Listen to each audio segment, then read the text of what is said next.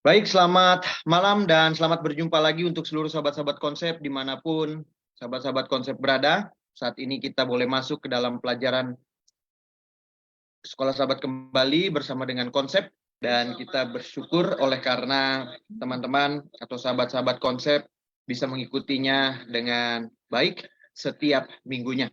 Dan pada saat ini atau malam hari ini kita akan kembali membahas pelajaran Sekolah Sahabat kita di dalam pelajaran kita, dan pada malam hari ini kita akan boleh mendapatkan penjelasan melalui hamba Tuhan Pendeta Edwin Pasaribu yang sementara pelayanan di Pangkalan Bun, ya. Oleh karena itu kita akan mulai, dan tanpa berlama kita akan boleh berikan waktu ini kepada Pendeta Edwin Pasaribu, tapi sebelumnya kita akan boleh tunduk kepala dan kita berdoa. Bapa di sorga, terima kasih berkat Tuhan pada malam hari ini. Kami bersyukur di mana Tuhan menyertai, melindungi, dan menjagai kami. Hingga pada saat ini kami boleh kembali mendengarkan ataupun memberikan diskusi kami di dalam Alkitab, khususnya pelajaran Sekolah Sahabat kami. Tuhan boleh berkati, kami boleh membahas satu judul, kabar kebenaran mengenai masa penghakiman. Biarlah Engkau yang akan boleh memberkati hamba Tuhan Pendeta Edwin yang akan boleh menyiapkan presentasinya untuk kami boleh dengarkan dan kami diskusikan nanti. Terima kasih banyak Bapak, di dalam nama Yesus kami berucap syukur. Amin. Sekiranya ada sahabat-sahabat konsep yang ingin berinteraksi dalam live streaming ini atau acara kami ini, boleh mengirimkan pertanyaan melalui kolom chat di Facebook yang nantinya kami akan boleh diskusikan dari pertanyaan-pertanyaan yang boleh masuk. Untuk waktu dan Zoom ini kami persilahkan kepada Pendeta Edwin Pasaribu. Kami persilahkan Pendeta. Baik, terima kasih Pendeta Alexander atas pendahuluannya. Baik, kita akan belajar Sekolah Sahabat pelajaran yang kelima, kabar baik tentang penghakiman. Saya akan share screen sebentar.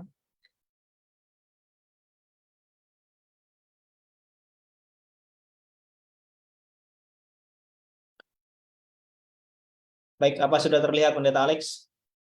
Sudah Pendeta. Oke. Baik, judul pelajaran kita sepanjang satu pekan ini, kabar baik tentang penghakiman. Kita sudah tiba di pelajaran yang kelima. Ayat hafalannya terdapat dalam Wahyu 14 ayat yang ke-7. Firman Tuhan berkata demikian, dan ia berseru dengan suara nyaring, takutlah akan Allah dan muliakanlah Dia, karena telah tiba saat penghakimannya, dan sembahlah Dia yang telah menjadikan langit dan bumi dan semua mata air.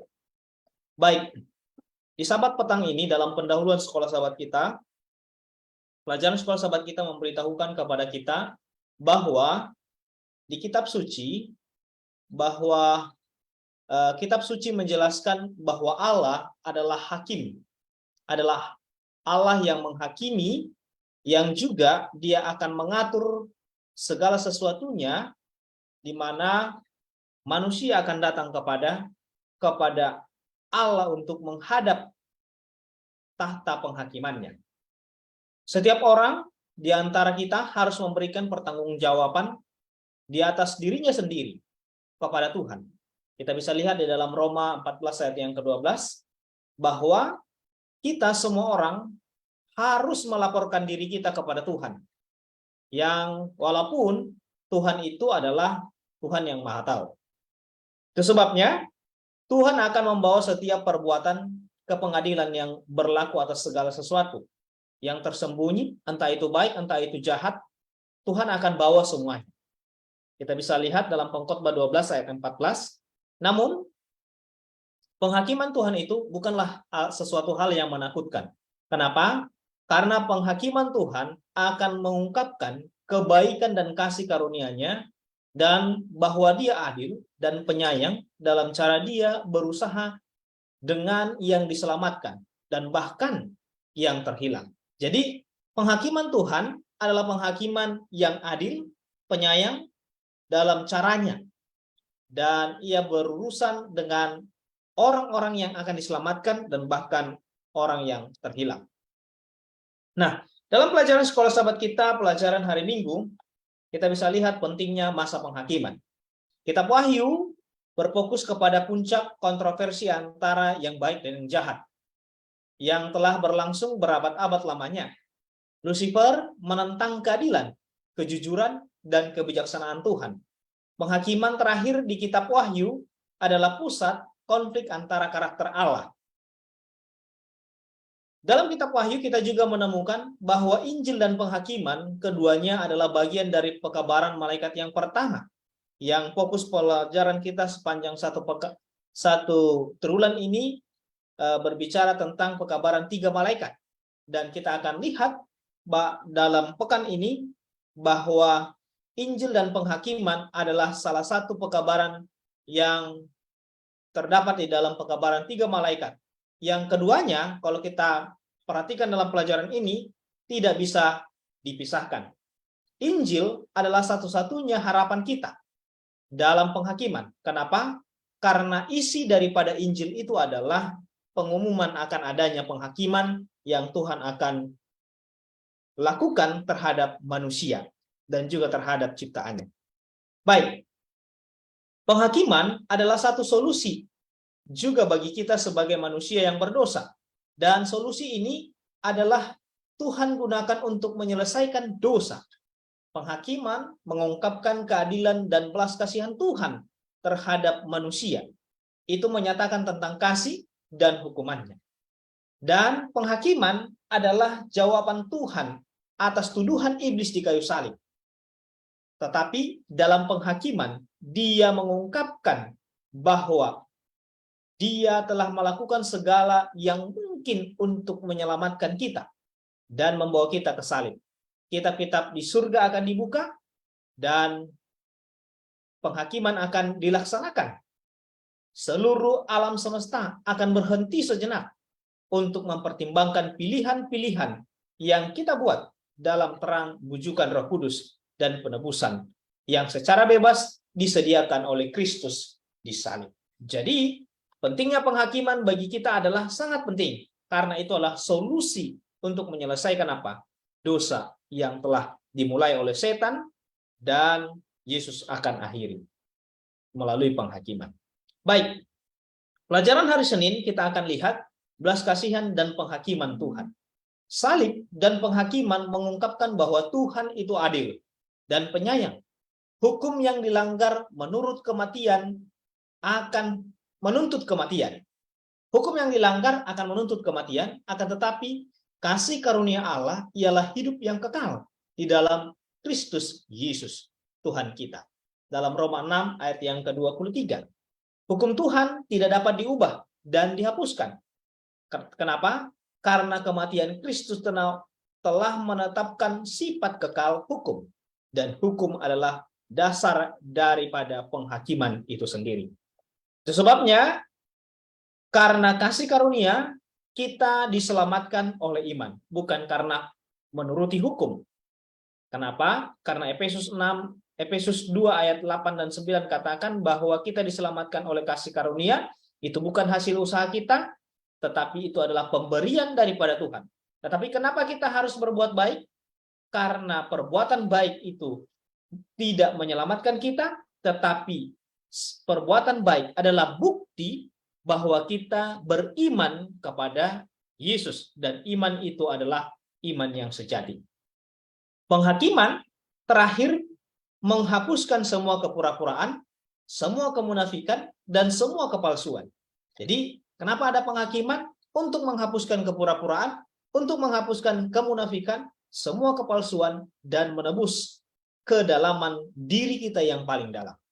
Jadi, kita harus hapuskan itu. Memang kita benar-benar pure beriman kepada Kristus. Baik, pelajaran hari Selasa. Kita akan lihat di pelajaran hari Selasa satu adegan luar biasa. Dalam kitab Daniel yang kita pelajari sepanjang satu pekan ini, dan juga kitab Wahyu, adalah kitab yang menunjukkan kepada kita peristiwa-peristiwa yang penting yang sedang berlangsung di zaman akhir ini. Kitab Wahyu mengumumkan penghakiman Tuhan telah tiba, sedangkan kitab Daniel mengungkapkan kapan penghakiman itu dimulai. Kalau kita lihat dari kitab Daniel, Tuhan membawa Daniel dalam penglihatan kenabiannya dari kehancuran, kekacauan, dan konflik yang terjadi di atas bumi. Dan pada kemuliaan tempat kudus surga, Tuhan memperlihatkan kepada Daniel dan ada majelis pengadilan yang terjadi di alam semesta, di mana yang lanjut usia akan duduk, di mana Kristus penguasa yang sah atas dunia ini akan menerima Bapaknya kerajaan yang menjadi haknya. Dan kalau kita lihat dalam kitab Daniel, nasib seluruh umat manusia diputuskan di ruang pengadilan surga itu. Dan hak menang, kebenaran menang, keadilan memerintah. Inilah penglihatan yang dilihat oleh Daniel yang begitu spektakuler dan kabar baik bagi kita sebagai umat Tuhan yang setia saat ini. Mereka yang mengenakan kebenaran Kristus, maka akan menerima kemenangan. Dan itulah pengharapan besar yang kita bisa miliki ketika kita berada bersama dengan Kristus. Kita bisa lihat dalam Daniel 7 ayat 9, 10, 13, 14, 26, dan ayat yang ke-27. Dan selain itu, di dalam kitab Daniel dan Wahyu, kita akan lihat bahwa konflik yang panjang yang telah berlangsung selama ribuan tahun akan segera diakhiri, di mana pertempuran untuk tahta alam semesta sepenuhnya diputuskan di dalam pengadilan tersebut. Pelajaran hari Rabu, kita akan lihat sekilas tentang surga. Kita sekarang beralih ke kitab Wahyu pasal 4, di mana Wahyu pasal 4 memberikan informasi kepada kita bahwa Yohanes melihat pintu surga terbuka dan Tuhan mengundang nabinya naik ke sana. Di dalam Wahyu 4 ayat yang pertama, Yohanes melihat pemandangan kekal dalam pertentangan besar antara yang baik dan yang jahat, di mana kita juga dapat melihatnya dan menerima sekilas tentang rencana keselamatan kekal, yang mana isu pertentangan besar antara yang baik dan yang jahat itu berkembang di depan mata kita saat ini. Wahyu 4 ayat 2 sampai ayat 4 menjelaskan kepada kita bahwa Allah Bapa duduk di atas tahta dikelilingi oleh makhluk surgawi. Ada guntur dan kilat yang melambangkan penghakiman Tuhan. Selain itu, Yohanes melihat juga 24 tua-tua hadir di sekitar tahta Tuhan itu. Itulah yang dilihat oleh Yohanes tentang surga. Sekarang pertanyaannya adalah, siapakah 24 tua-tua ini? 24 tua-tua ini adalah 24 pembagian dalam keimamatan orang Lewi dalam Israel kuno. Para imam ini mewakili orang-orang yang di hadapan Tuhan. Dan Rasul Paulus memberikan penjelasan kepada kita di dalam 1 Petrus 2 ayat 9 bahwa orang-orang percaya dalam perjanjian baru adalah bangsa yang terpilih, imamat yang rajani. Jadi 24 tua-tua ini mungkin dapat mewakili semua orang yang ditebus bahwa satu hari nanti akan bersukacita di sekitar tahta Allah, atau mungkin mereka mewakili orang-orang yang dibangkitkan pada kebangkitan Kristus dan naik ke surga bersama Tuhan. Kita bisa lihat di dalam Matius 27 ayat 52 dan Efesus 4 ayat 7 dan ayat yang ke-8.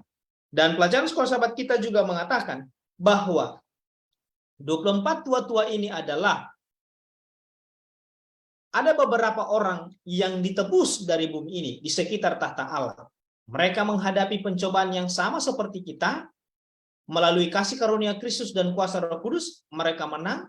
Mereka mengenakan jubah putih, mengenakan kebenaran Kristus yang menutupi dosa-dosa mereka. Mereka mengenakan mahkota emas di kepala mereka. Kita juga dapat melihat di surga terletak sebuah tahta yang di atasnya Tuhan duduk. Ada makhluk surgawi yang menyatu di sekitar tahta dan seluruh surga bernyanyi. Jadi pengharapan dan kabar baiknya kepada kita pada saat ini adalah bahwa ketika kita setia kepada Tuhan, maka kita akan melihat tahta Allah di surga. Itulah kabar baiknya bagi kita tentang penghakiman ini. Baik, kita lanjut ke pelajaran hari Kamis. Yesus layak. Wahyu 5 ayat 1 sampai ayat yang ketiga sekali lagi memberitahukan informasi kepada kita mengenai tahta. Dan Yohanes melihat ada sebuah gulungan kitab yang dimateraikan dengan materai ilahi, di mana dia melihat tidak seorang pun dari ke-24 tua-tua itu yang sanggup atau yang dapat membuka gulungan kitab itu. Maka pada saat penglihatan Yohanes menangis. Salah satu dari tua-tua itu mengucapkan kata-kata kekuatan kepadanya bahwa ada satu orang yang bisa membuka kitab itu, gulungan kitab itu. Siapa dia? Di dalam Wahyu 5 ayat 5 dan 6 katakan bahwa singa dari Yehuda, yaitu tunas Daud, telah menang sehingga ia dapat membuka gulungan kitab itu. Yohanes melihat di tengah-tengah tahta juga ada seekor anak domba seperti yang telah disembelih. Saudaraku yang dikasihi Tuhan, seekor anak domba itu adalah Yesus Kristus yang telah mengorbankan nyawanya demi keselamatan semua orang. Kemenangannya atas pencobaan iblis, kematiannya di salib Golgota, kebangkitannya, pelayanan imam besarnya, memberikan keselamatan bagi semua orang yang memilih dengan iman untuk menghadapi kasih karunia-Nya. Penghakiman adalah kabar baik bagi kita umat Tuhan. Ini berbicara tentang akhir dari pemerintahan dosa dan pembebasan umat Tuhan. Yesus membela kita dalam penghakiman, kehidupan kebenarannya yang sempurna meliputi kita. Kebenarannya bekerja bagi kita untuk membuat kita baru. Kasih karunia-Nya mengampuni kita, mengubah kita, dan memberdayakan kita untuk menjalani kehidupan yang saleh. Itu sebabnya Yesus layak untuk menjadi hakim dan juga penebus bagi kita. Sebagai kesimpulan dalam pelajaran sekolah sahabat kita, di dalam pendalaman sekolah sahabat, saya mau mengutip dari tulisan Renubuat dari Testimonies for the Church, jilid 5 halaman 473 dan 474. Di sana kita bisa lihat bahwa satu-satunya pengharapan manusia berdosa adalah rahmat Tuhan. Tidak ada yang lain. Satu-satunya pertahanan kita manusia berdosa ialah kita berdoa. Kenapa? Karena permohonan doa yang sungguh-sungguh untuk meminta pengampunan dan kelepasan melalui Yesus Kristus, juru damai kita. Itulah kekuatan kita. Penggoda itu siap menuduh kita, yaitu setan. Sama seperti dia telah menuduh Yosua. Dia menunjukkan pakaiannya yang kotor. Dia akan menunjukkan kelemahan tabiat kita, keberdosaan kita, karena tidak bersyukur terhadap berkat Tuhan dan telah menghina penebus mereka. Akan tetapi keadilan menuntut hukuman yang dijatuhkan ke atas orang berdosa. Akan tetapi walaupun pengikut Kristus berdosa, mereka tidak menyerah pada kuasa kejahatan. Mereka telah membuangkan dosa-dosa mereka dan telah mencari Tuhan di dalam kerendahan hati dan kehancuran hati. Lagi pula, juru damai, yaitu Yesus Kristus, ilahi itu, memohon bagi mereka. Yesus telah dihinakan oleh rasa tidak bersyukur yang mengetahui akan dosa manusia, dan juga pemberontakan mereka, menyatakan, Tuhan kiranya menghardik engkau, hai iblis. Aku menyerahkan hidupku bagi jiwa-jiwa ini. Mereka itu telah kuukirkan pada telapak tanganku. Satu pembelaan yang cukup luar biasa yang Tuhan Yesus sampaikan di tengah-tengah pengadilan itu bagi manusia berdosa. Ketika kita datang mengakui dosa kita, ketika kita datang kepada Tuhan dan juga menyerahkan hidup kita ke dalam tangan Tuhan, karena Yesus telah menjadi penebus dosa kita dan pembela dari dalam penghakiman besar itu. Inilah sedikit ringkasan pelajaran sekolah sahabat kita. Biarlah ini boleh membuka pikiran kita untuk kita boleh berdiskusi pada malam hari ini. Tuhan Yesus memberkati kita. Amin. Amin. Terima kasih Pendeta Edwin yang sudah boleh memberikan materinya dalam diskusi pelajaran sekolah sahabat kita pada saat ini. Dan pada malam hari ini kita sudah sedikit lebihnya memberikan perhatian kita sehubungan dengan judul mengenai kabar baik tentang penghakiman. Oke, Pendeta Edwin, saat ini kita akan boleh berdiskusi. Saya juga mengingatkan kembali bagi sahabat-sahabat konsep, jika sekiranya ada pertanyaan, boleh diberikan di kolom chat, dan kita akan boleh memfasilitasi untuk memberikan jawaban dari pertanyaan-pertanyaan yang boleh masuk. Oke, Pendeta Edwin, ini ada beberapa pertanyaan, paling sedikit saya catat ada 3 pertanyaan yang kita bisa diskusikan pada malam hari ini sehubungan dengan pelajaran mengenai kabar baik tentang penghakiman. Sebagai disclaimer-nya tadi sudah disampaikan ya, bahwa kekristenan ataupun kita saat ini belajar mengenai satu konsep yang bisa jadi kita dapati ini menjadi satu konsep yang tidak lazim menurut pandangan dunia. Mengapa? Karena orang kalau dihakimi itu harusnya sedih ya Pak Pendeta ya. Tapi di sini dikatakan kabar baik mengenai penghakiman. Berarti harapan orang Kristen terpusat dalam konsep penghakiman ini. Dan dari hal yang kita bisa dapati pada pelajaran ini adalah penghakiman ini lebih memberikan satu dorongan, motivasi, semangat kepada kekristenan ataupun mereka yang percaya dalam firman Tuhan, bahwa masa inilah masa yang sementara sedang terjadi dan pada akhirnya akan ada sebuah kemenangan dari proses penghakiman ini ya. Dan kita tahu bahwa penghakiman ini tidak hanya berputar kepada keberadaan manusia saja dalam ending ceritanya, tapi ini juga akan menceritakan bagaimana selesainya dunia ini saat dunia ini dijadikan sampai kepada selesainya dunia ini.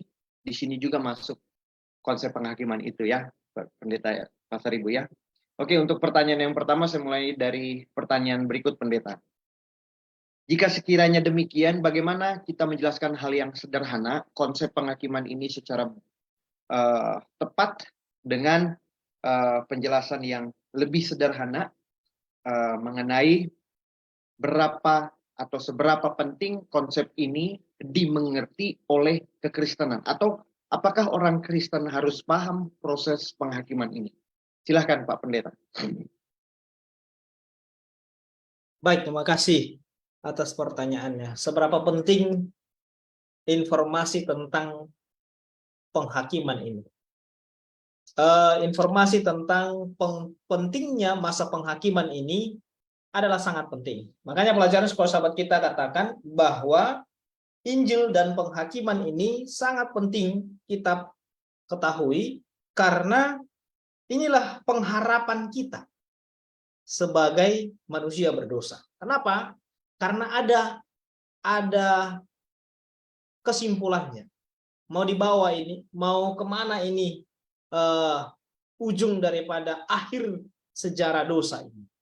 Jadi penghakiman penting bagi kita untuk kita pelajari, untuk kita ketahui, dan agar kita boleh memilih kepada siapa kita berpihak. Apakah di pihak setan atau apakah di pihak Tuhan.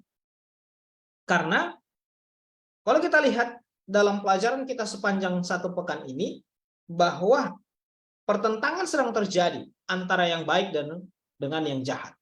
Dan kitab Wahyu memberikan kepada kita fokus kontroversi yang sedang terjadi ini, yang sudah berabad-abad lamanya terjadi antara Lucifer dan juga Allah itu sendiri.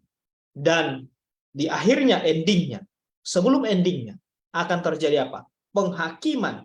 Penghakiman inilah kabar baiknya. Penghakiman inilah satu pengharapan kepada kita bahwa kita memiliki kepastian, jaminan keselamatan ketika kita apa? Ketika kita berada di dalam Kristus. Jadi, apakah penghakiman ini sangat penting? Harus kita ketahui, ya, sangat penting sebagai bentuk bagaimana kita bisa bertumbuh dalam iman, dan juga bagaimana kita menyiapkan diri kita untuk menantikan kedatangan Tuhan yang tidak lama lagi. Terima kasih. Oke, baik, terima kasih. Berarti ketika pertanyaan ini masuk berapa penting, sangat penting ya pendeta ya. Dan inilah yang menentukan tadi pendeta boleh sampaikan dalam presentasi mengenai semua hal yang dilakukan oleh manusia terbuka di sini. Ya, harus dipertanggungjawabkan di dalam Roma pasal 14 ayat 12, pelajaran sekolah sahabat kita juga menyampaikan, demikianlah setiap orang di antara kita akan memberikan pertanggungjawaban tentang dirinya sendiri kepada Allah. Begitu ya. Dan inilah prosesnya, proses penghakiman itu. Nah, berbicara mengenai proses penghakiman ini Pak Pendeta, atau supaya sahabat-sahabat konsep yang boleh menyaksikan baik di YouTube maupun di Facebook bisa memahami lebih sederhana, kalau kita bicara mengenai konsep penghakiman berarti kan ada hakim. Ya, pastinya tadi sudah disampaikan hakim kita tadi pendeta bilang katakan adalah Yesus Kristus, begitu ya, atau Allah Bapa ya. Di sana disampaikan. Tapi bagaimana kita bisa menyederhanakan konsep penghakiman ini? Apakah konsep penghakiman ini prosesnya seperti proses penghakiman ataupun bahasanya dalam ilmu hukum kita kan mempercayai ada sebuah pengadilan, dan dalam pengadilan itu ada sebuah keputusan. Dan tadi ada statement juga dikatakan kita sementara sedang kita nanti akan boleh masuk ke dalam satu pemeriksaan pengadilan secara konsep Alkitab. Nah, bagaimana kita apakah ini bisa disamakan atau ada sedikit berbeda antara Alkitab penjelasan mengenai konsep pengadilan ini dan juga dunia memberikan konsep pengadilan ini? Silahkan Pak Pendeta. Baik, terima kasih atas pertanyaannya. Apakah sama pengadilan dunia dengan pengadilan surga? Pengadilan dunia masih bisa dibeli. Kalau kita banyak uang, pasti bisalah kita beli. Dan itu yang sedang terjadi. Tetapi pengadilan surga tidak akan pernah bisa dibeli. Kenapa? Karena hakim itu sendiri, yaitu Allah itu sendiri, adalah adil dan benar-benar adil adanya. Tuhan mau menunjukkan kepada alam semesta keadilan yang sesungguhnya, di mana kita perlu mempertanggungjawabkan semua apa yang kita sudah lakukan. Itu sebabnya dalam Pengkhotbah 12 ayat 14 tadi yang kita sudah baca dan juga kita sudah pelajari, bahwa Allah akan membawa semua perbuatan kita ke pengadilan yang berlaku atas segala sesuatu yang tersembunyi, baik yang entah itu baik, entah itu buruk, semua akan terbuka di hadapan Tuhan.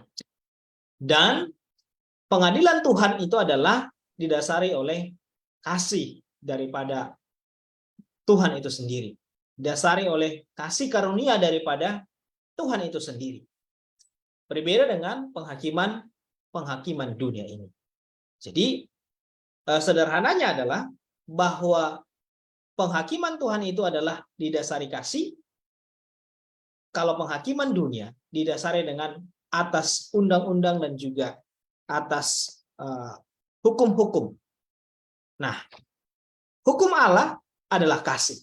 Jadi itulah yang menjadi dasar daripada penghakiman Tuhan. Itu sebabnya tadi kita belajar di pelajaran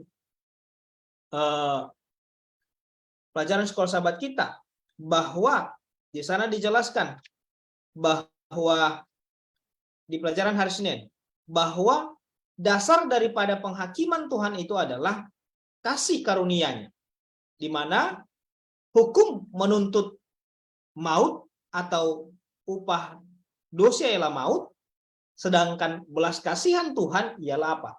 Hidup yang kekal di dalam Yesus Kristus Tuhan kita, dalam Roma 6 ayat yang ke-23. Jadi cukup berbeda dengan penghakiman dunia ini. Terima kasih. Oke, baik. Terima kasih Pendeta ya. Berarti memang dari segi tujuannya, maka Tuhan ingin supaya proses penghakiman yang boleh disampaikan dalam Alkitab ini, tujuannya adalah semua orang bisa selamat. Begitu ya Pendeta ya. Dan sebisa mungkin semua orang bisa dibenarkan dalam perbuatan-perbuatan mereka. Jika memang harus ada timbal balik dia bertobat di sana ya. Dan ketika kita bicara mengenai pengadilan dunia, maka ini akan menjadi sedikit berbeda karena tujuannya pun berbeda di sana ya. Beberapa yang kita bisa lihat dalam konsep pengadilan-pengadilan yang kita boleh terima, maka pengadilan dari Alkitab inilah membawa kita satu pemahaman yang benar bahwa kita mau diberikan satu arah supaya pada waktu nanti proses pengadilan itu berlangsung, kita sudah tahu hal-hal yang perlu kita perhatikan di sana ya. Nah, memang dalam bicara mengenai sistem ya, sistem pengadilan daripada firman dalam Alkitab ini memang konteks awalnya itu adalah hukum. Karena kita punya juga hukum ya Pak Pendeta ya. Jadi memang dalam Alkitab pun punya aturan main ketika kita mau bebas dari sebuah sanksi atau hukuman, maka kita diatur oleh hukum. Nah, setiap manusia ini dalam kekristenan pun ada hukumnya kita masuk dalam kepercayaan kita untuk bisa mengikuti kabaran-pekabaran firman Tuhan yang sudah barang tentu itu bukan disertai karena kita takut sehingga kita ikut hukum itu, tetapi karena kita merespon Tuhan sudah mengasihi kita, maka respon kita adalah menuruti segala hukum-hukumnya ya. Jadi sebagaimana kita sebagai warga negara sorga, kita juga punya satu arahan yang jelas bahwa patokan kita mengikuti apa yang Tuhan telah sampaikan ya. Oke Pak Pendeta, ini ada satu yang masuk juga pertanyaannya, sekiranya proses penghakiman ini Pak Pendeta, kira-kira keterlibatan kita sebagai manusia, kan tadi sudah disampaikan bahwa penghakiman ini bersumber daripada Tuhan sebagai hakim, dan dia sementara sedang menjadi imam besar kita di sorga, di bilik emas suci. Nah, kontribusi kita dalam peranan kita ini, kita sebagai terdakwa atau kita sebagai membantu prosesnya perjalanan penghakiman ini berlangsung. Nah, kira-kira bagaimana Pendeta? Baik. Apa tugas kita sebagai terdakwa? Ya, tugas kita sebagai terdakwa dalam pelajaran sekolah sahabat kita ini, kita akan lihat bahwa kita memiliki pengharapan besar. Pengharapan besar itu apa? Pengharapan besar bahwa dosa ini akan diselesaikan oleh Tuhan dengan yang didahului dengan penghakiman. Dan setiap orang akan diberikan upah sesuai dengan apa yang telah dia buat dan juga apa yang telah dia ketahui. Dan ini juga yang menjadi kabar baik kepada kita. Makanya pelajaran sekolah sahabat kita katakan kabar baik tentang penghakiman. Kabar baik ini yang harus kita sampaikan kepada yang lain, bahwa Tuhan akan mengakhiri sejarah dunia yang berdosa ini. Dan Tuhan telah mengungkapkan rahasianya kepada Yohanes kekasih pada saat dia di Pulau Patmos, dan memberitahukan kepada Yohanes kekasih rahasia-rahasia besar tentang kasih karunia daripada Tuhan dan juga rencana keselamatan daripada manusia berdosa itu. Dan Tuhan juga memberitahukan kepada Yohanes kekasih bagaimana keadaan sorga itu sendiri. Seperti pelajaran kita hari Rabu. Di sana kita bisa lihat bahwa ada juga orang-orang yang sudah berada di sorga. Dan orang-orang yang berada di sorga itu adalah sama seperti kita yang menghadapi pencobaan, dia juga mengalami pergumulan, tetapi melalui kasih karunia Kristus dan kuasa daripada Roh Kudus, mereka bisa menang dan berada di sorga. Dan kita juga sebagai terdakwa yang memiliki dosa, tidak tertutup kemungkinan melalui kasih karunia Kristus dan juga pertolongan Roh Kudus, kita akan bisa berada di sana ketika kita mau menyerahkan hidup kita kepada Tuhan, dan kita juga mau menyampaikan kabar baik ini kepada semua orang. Karena inilah kabar sukacita, bahwa penghakiman itu bukanlah sesuatu hal yang menakutkan bagi umat Kristen, tetapi penghakiman itu adalah kabar baik bahwa Tuhan akan mengakhiri segala sesuatu di dunia yang berdosa ini dan akan membawa upah kepada orang yang setia dan percaya kepadanya. Itulah tugas kita. Terima kasih.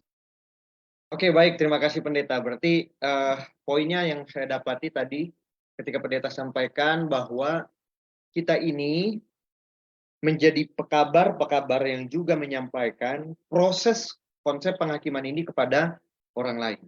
Nah, tetapi di saat yang bersama pun kita tidak bisa mengelak bahwa kita sementara sedang dihakimi, begitu ya Pendeta ya. Jadi di saat yang bersama kita perlu menyampaikan konsep penghakiman ini, pelajaran ini kepada orang-orang sesama kita yang mau mendengarkan firman Tuhan. Tapi di saat yang bersama pun kita perlu punya kerendahan hati. Ketika kita menyampaikan kabar kebenaran itu, kita pun terlibat di dalam proses apakah kita menang atau tidak. Begitu Pendeta ya. Jadi dalam hal ini saya pikir tugas kita ini tidak mudah dan juga bahasanya ya, kalau dalam kalau yang tadi saya observasi sejenak mengenai pelajarannya satu adegan yang luar biasa, saya percaya pun Daniel dan Yohanes pada waktu dia mendapatkan penglihatan itu, dia pun rindu supaya dia masuk ke dalam kategori orang yang sudah diselamatkan. Ya, tetapi kita tahu sendiri dalam cerita Alkitabnya si Daniel disuruh mendapatkan pekabaran, jangan sampai terlihat semua pekabarannya, makanya buku Daniel itu disembunyikan sampai pada akhir zaman baru buku Daniel itu disingkapkan. Disitulah pekabaran yang mulai dari 1844 itu ya. Dan Yohanes pun juga mendapatkan kerinduan supaya dia tidak masuk di dalam kategori orang yang tidak masuk dalam kerajaan sorga dalam konteks kehakiman ini. Tetapi kita lihat bahwa Yohanes juga suruh menyampaikan apa yang dia lihat ini untuk dia tuliskan dan sekarang kita pelajari hari ini ya. Jadi pada dasarnya memang dua hamba Tuhan ini pun dia rindu saya sudah nggak terlibat, tetapi memang sebagai ciptaan kita harus menyaksikan konsep yang besar ini dan diungkapkan pada waktu nanti kedatangan Tuhan kali yang kedua, termasuk pun Daniel dan juga Yohanes pada konsep proses penghakiman ini ya. Karena kita percaya proses penghakiman ini sementara kita berlangsung, makanya pada waktu Yesus pindah ke bilik Maha Suci, disitulah terjadi proses penghakiman dimulai. Nah, tapi yang istimewanya adalah proses penghakiman yang dimulai ini bukan menjadi kabar duka cita bagi kita.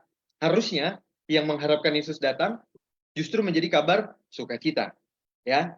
Dan ini sukacita perlu kita sampaikan kepada sesama kita atau umat-umat Tuhan yang lain dalam proses bagaimana Yesus mau menyelamatkan. Karena saya baca sedikit di dalam pelajarannya di hari Rabu sekilas tentang sorga ini dikatakan bahwa esensi daripada proses konsep penghakiman ini adalah tentang rencana keselamatan.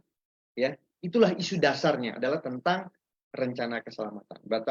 Betapa luar biasanya Tuhan. Dan saya lihat juga dalam pelajaran sekolah sahabat ini dikasih kisi-kisi ya Pendeta Edwin ya. Kisi-kisinya atau clue-nya itu adalah ada 24 tua-tua yang sudah menikmati berkat Tuhan ya. Karena konotasi ataupun pengertian yang disampaikan dalam pelajaran ini, 24 tua-tua itu bisa saja pada waktu Yesus bangkit, kan ada orang-orang kudus bangkit di sana. Dan di sana pun mereka boleh menjadi satu kelompok ataupun satu perwakilan bahasa Alkitabnya ya, mewakili umat-umat Tuhan yang kudus, yang setia, dan mereka hidup menyatakan kasih Tuhan di dalam masa hidupnya, membantu pekerjaan Tuhan ya. Dan itulah yang kita bisa dapat di clue-nya. Nah, sekiranya kita masuk ke dalam adegan ini, mudah-mudahan ya, kalau dalam cerita Alkitabnya nanti kita akan bisa lihat, ada juga satu kelompok atau umat yang sisa juga, kita akan menduduki satu tempat yang kita sebut sorga, tapi ada beberapa hal-hal yang perlu kita jaga dengan baik.